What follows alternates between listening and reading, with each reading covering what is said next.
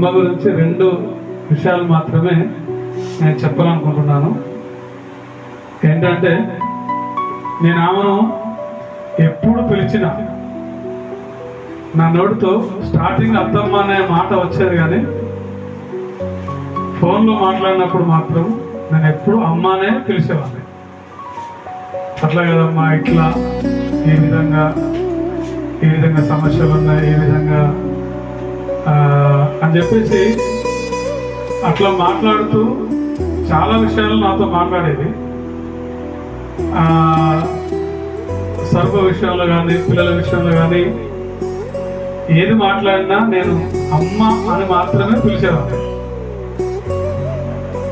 అత్తమ్మ అనే పదము స్టార్టింగ్ మాత్రమే వచ్చేది, తర్వాత కంటిన్యూషన్ మొత్తం అమ్మ అనే మాటతోనే ముగించేది. చాలా విషయాలు మాట్లాడేది. అంటే ఒక 4 కొడుకులు, తర్వాత ఒక 5వ కొడుకు లాగానే నన్ను చూసిన, ఆమె ఎప్పుడు చూసినా కూడా. ఎందుకంటే ఒక పెద్ద ఫ్యామిలీకి నేను వచ్చిన తర్వాత ఫ్యామిలీ అంతా కూడా నన్ను ఆ విధంగా ప్రేమించారు. తర్వాత అత్తమ్మ మాత్రం ఒక ప్రత్యేకంగా సరుకు విషయంలో, పిల్లల విషయంలో.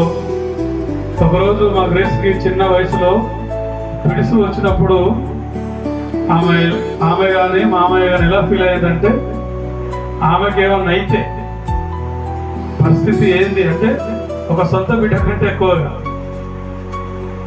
వెంటనే హాస్పిటల్కి వెళ్ళి చూపించి ప్రార్థన ఎలా చేసేదంటే, పొద్దున్నే లేచి 4వ జాము లేచి 4వ జాము లేచి కుటుంబం అంతటి కొరకు కూడా బాగా ప్రార్థన చేసేది.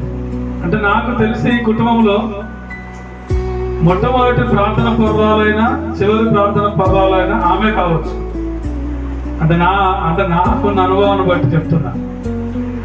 ఎవరు ఎంతవరకు ఈ కుటుంబంలో ఎన్ని గంటలు ప్రార్థన చేస్తున్నారనేది నాకు తెలియదు, కానీ నేను ఒకవేళ ఇంటికి వచ్చినప్పుడు స్టార్టింగ్ లో నేను మహబూబ్ నగర్ దగ్గర మహమ్మదాబాద్లో పరిచయం చేసినప్పుడు మా కొరకు ప్రతిరోజు ప్రార్థన చేసే, సేవ కొరకు, పరిచర్య కొరకు, సంఘం కొరకు, చర్చ్ కొరకు ప్రతిరోజు ప్రార్థన చేసే, ప్రతిరోజు అడుగడుగున ప్రార్థన చేసి, అప్పుడు మేము కొత్తగా సేవకి వెళ్ళేటప్పుడు స్వరూపకి ఏం తెలిసేది కాదు. అప్పుడు ఆమె వెంట ఉండి ధైర్యపరిచి, మీరేం కాదు, మీరు వెళ్ళండి, సేవకి వెళ్తున్నారు, మీరు దేవుని పరిచర్యకి వెళ్తున్నారు, కుటుంబం కొరకు లేకుండా బంధువుల కొరకు మీరు వెళ్ళేది కాదు, మీరు దేవుని పరిచర్యకి వెళ్తున్నారు, దేవుడు మీకు తోడే ఉన్నాడు, మీరు వెళ్ళండి అని అన్నప్పుడు మేము వెళ్ళాము. మాకు ఎంతగానో సహకరించి ఆ రోజు ఎంతో దగ్గర 1500-2000 రూపాయలు పరిచర్య కొరకు వెళ్తున్న కొత్తగా. అంటే పరిచర్యకు ఎప్పుడు వెళ్ళామంటే, మేము పెళ్లి అయిన 15 రోజులకే అందరిని విడిచిపెట్టి పరిచర్యకి వెళ్ళిపోయాము. ఆ టైంలో మనం ధైర్యపరిచి బలపరిచి మరి పంపించినప్పుడు మాతో పాటు శంకర్ కూడా వచ్చాడు. అక్కడికి వెళ్ళిన నెల రోజులకే దేవుడు తన కృపను బట్టి స్థలం కొనడము, దేవుని మందిరాన్ని కట్టడము, అంతా కూడా చాలా పెద్ద పరిచర్య. అది చాలా పెద్ద పరిచర్య. 2 సంవత్సరాలు ఉన్నాము, 75 మంది బాప్సులు వచ్చాము అక్కడ 2 years లో. అద్భుతమైన పరిచర్య చేసి ఇంకొక పరిచర్య గురించి, సేవకునికి అప్పచెప్పి మరలా ఇక్కడికి వచ్చి కొట్టపాకలో పరిచర్య చేస్తున్నాము. ఇప్పటికి దాదాపు 500 మందికి బాప్సులు వచ్చాము. హల్లెలూయా, హల్లెలూయా. అంటే ఆమె కనబడని ఒక రకంగా నేను చూడాలనుకున్న ఒక దైవ సేవకురాలు ఆమె. హల్లెలూయా, హల్లెలూయా. ఆమె ఒక కనబడని ఒక దైవ సేవకురాలు. అంటే దైవ సేవకులే ప్రార్థన చేస్తారా అనేది నేను ఆ విషయం మాట్లాడట్లేదు, కానీ ఆమె ప్రార్థన చేస్తే దయ్యాలు వెళ్ళిపోయేది, ఆమె ప్రార్థన చేస్తే రోగులు బాగుపడేవారు, ఆమె ప్రార్థన చేస్తే ఎంతో మందికి ఓదార్పు కలిగేది, ఆమె ప్రార్థన చేస్తే ఎంతో మంది స్వస్థత పొందేవారు. అంత గొప్ప పరిచర్య, అంటే కనబడిన పరిచర్య ఎంతో చేసింది. నాకు ఆ రోజు చనిపోయినప్పుడు అక్కడ నేను బెడ్ దగ్గర నుండి వస్తూ చూస్తున్నాను కదా, అసలు ఆమె ఇప్పుడున్న పరిస్థితిని జ్ఞాపకం చేసుకుంటే అప్పుడున్న పరిచర్య విధానం కానీ అప్పుడున్న ప్రార్థన విధానం జ్ఞాపకం చేసుకున్నప్పుడు నాకు కన్నీళ్ళు ఆగలేదు. డాక్టర్లు వచ్చి ఎప్పుడైతే మీరు హోప్స్ విడిచిపెట్టండి, ఆమె చనిపోయింది, మీ ఏర్పాట్లలో మీరు ఉండండి అని చెప్పేసి మమ్మల్ని పిలిచి మాకు ఎప్పుడైతే చెప్పిందో మాకు దుఃఖం ఆగదు. ఎందుకంటే ఒక మనిషి చనిపోతే దొరకదు, కనబడదు. ఆ టైంలో పోయిన సంవత్సరము ఆ 2-3 years అంటే కరోనా టైంలో మామయ్యకి ఆరోగ్యం బాగాలేనప్పుడు ఇక్కడికి వచ్చి చూసినప్పుడు మేము కింద పడుకున్నాడు, ఈ బల్ల మీద పడుకుంటే ఎలా చూశానంటే ఆయనను ఒక శవంలాగా చూశాను.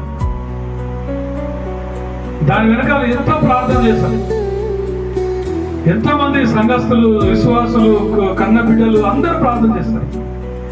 ఆ రోజు నేను అనుకున్నాను, ఒక మనిషి పోతే మనం ఎన్నైనా మాట్లాడుకోవచ్చు, ఎన్నైనా తిట్టుకోవచ్చు, ఎన్నైనా కొట్టుకోవచ్చు, ఎన్నో ఉండే, కానీ మనిషి విలువ ఎప్పుడు తెలుస్తుంది అంటే మనిషి కనబడినప్పుడు, ఒక మనిషి పోయినప్పుడు ఆ మనిషి గురించి తెలుస్తుంది. అంతవరకు ఆ మనిషి విలువ తెలియదు. ఆ రోజు నేను ఇందారపు అత్తమ్మ వాళ్ళ ఫంక్షన్, రిటైర్మెంట్ ఫంక్షన్ జరిగినప్పుడు తెల్లారి ఇక్కడికి వచ్చాను. ఆయన చూడగానే నాకు ఏమనిపిస్తుంది అంటే, అరే ఇంత పెద్ద మనిషి ఇంత కుటుంబాన్ని కానీ ఇంత సంపాదించి ఇంత కష్టపడి ఇంత చదివిపించి అందరిని చదివించి చివరికి ఈయన ఈ విధంగా అవడం ఏందని చెప్పేసి బాధపడదు. కానీ ఆ రోజు నిజంగా దేవుని బిడ్డలారా, ఆయన పట్ల ఆయన కృప ఉంది, దేవుని కృప ఉంది. ఈ రోజు మన ముందు నిల్చున్నాడు. హల్లెలూయా, హల్లెలూయా. ఈ రోజు మామయ్య బతుకున్నాడు, మన మధ్యలో ఉన్నాడు అంటే దేవుని కృపనే, వేరొకటి కాదు. మనుషులందరూ సహాయం చేస్తారు, మనుషులందరూ ఏం చేసినా కూడా దేవుడు బ్రతికించకుండా బ్రతకలేదు. ఆయన బ్రతికున్నాడంటే ఈరోజు దేవుని కృపనే. కానీ అత్తమ్మ ఆ విధంగా మరి వెళ్ళిపోవడము చాలా బాధాకరము. ఎందుకంటే వెళ్ళిపోయే వయసు కూడా కాదు, జస్ట్ 65 సంవత్సరాలు, 65 సంవత్సరాలు ఉంటాయి, ఆ లోపే ఉంటాయి కావచ్చు. ఇంకా 10-15 ఏళ్ళు బ్రతకాల. కానీ దేవుడు అంతవరకే ఆమె ఆయుష్ను ఉంచాడు, అంతే. అది మనము దాచిపెట్టేది కాదు, మనం దాచేది కాదు, ఆపితే ఆగేది కాదు. కానీ అది దేవుడు తీసుకెళ్ళాడు. ఎందుకో తెలుసా? ఒక ప్రార్థన పరురాలు, ఒక నీతిమంతురాల. హల్లెలూయా. బైబిల్ చెప్తుంది కదా, నీతిమంతులను జ్ఞాపకం చేసుకున్నట అది ఎంతో తెలుసా? అది ఆశీర్వాదకరమైంది. హల్లెలూయా, హల్లెలూయా. ఆమెను జ్ఞాపకం చేసుకోవడము మన కుటుంబానికి ఆశీర్వాదకరం. పగవారిని, దరిద్రులను, లేకుంటే మన శత్రువులను జ్ఞాపకం చేసుకుంటే ఆశీర్వాదకరం అంటలేదు దేవుడు. నీతిమంతులను జ్ఞాపకం చేసుకోవడము మనకు అది ఆశీర్వాదకరం, శోభస్కరం. అంటే మనం ఎందుకు ఆమెను జ్ఞాపకం చేసుకుంటున్నాం అంటే, మీరు గమనించండి, నీతిమంతులు దేవుని సన్నిధికి తొందరగా చేర్చబడ్డారు. మన తెస్సలోనిక పత్రికలు ఏమంటారంటే, వారు మనకంటే ముందుగా వెళ్తారు, ఒకవేళ మన మరణం ఆలస్యమైన మనతో పాటు వాళ్ళు లేపగలుగుతారు. అంటే ఒకవేళ సమాధిలో ఉన్నా వాళ్ళే ముందు లేస్తారట. హల్లెలూయా, హల్లెలూయా. వాళ్ళే ముందు లేస్తారు, పరలోక రాజ్యానికి వెళ్ళిపోతారు. ఆమె ఎక్కడో లేదు, ఇప్పుడు వెళ్ళింది చక్కగా పరదేశంలో కూర్చున్నది.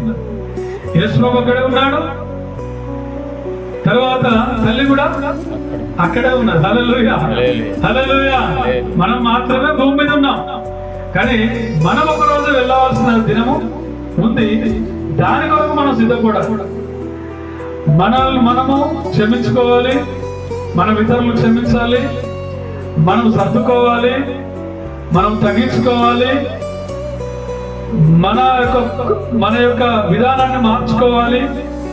ప్రభువుతో సహవాసం చేస్తూ దేవుని మందిరానికి తప్పకుండా దేవుని మందిరానికి వెళుతూ మన విశ్వాసాన్ని మనం కాపాడుకుంటూ పరిశుద్ధాత్మ సహవాసములో మనము మిళితమై ప్రభువుతో సహవాసం చేస్తూ పరిశుద్ధ సహవాసానికి వెళ్ళే అర్హతను మనం సంపాదించుకోవాలి.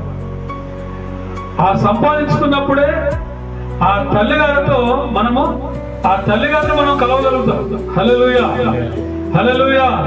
ప్రతి ఒక్కరు, పాపులు అక్కడికి వెళ్తారు, పరిశుద్ధులు అక్కడికి వెళ్తారు, దేవుడు అక్కడే ఉన్నాడు.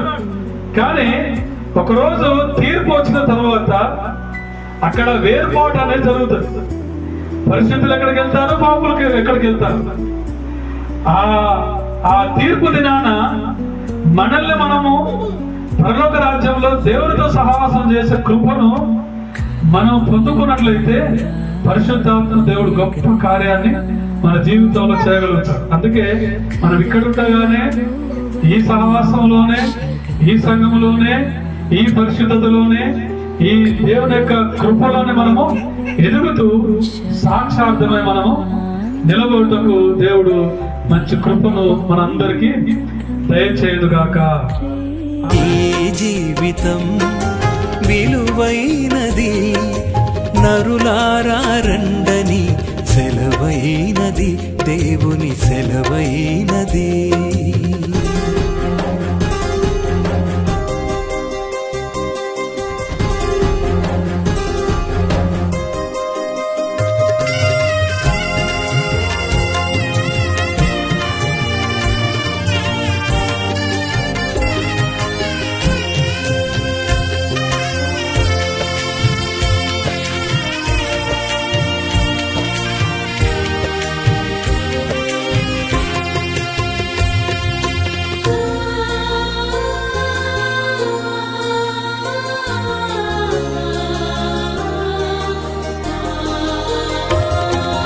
సంపాదన కోసమే పుట్టలేదు నీవు, పోయేటప్పుడు ఏది పట్టుకొని పోవు.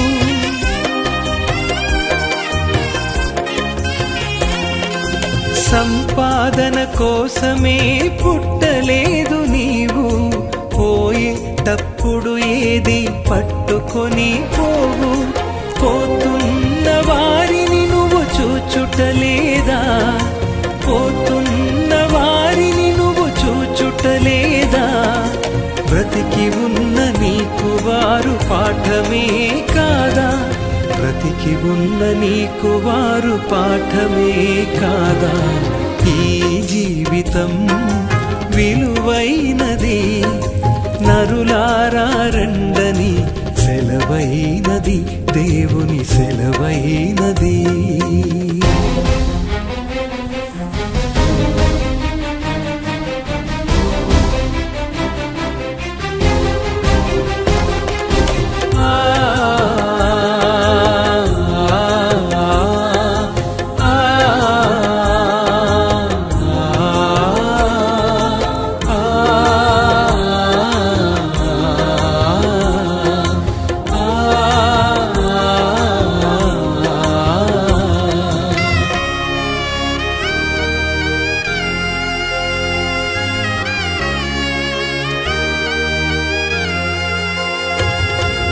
మరణము రుచి చూడక బ్రతికే నరుడెవడు, కలకాలమి లోకంలో ఉండే స్థిరుడెవడు.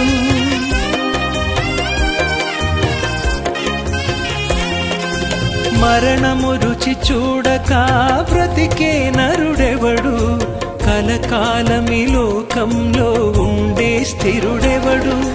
చిన్న పెద్ద తేడా లేదు మరణానికి, చిన్న పెద్ద తేడా లేదు మరణానికి.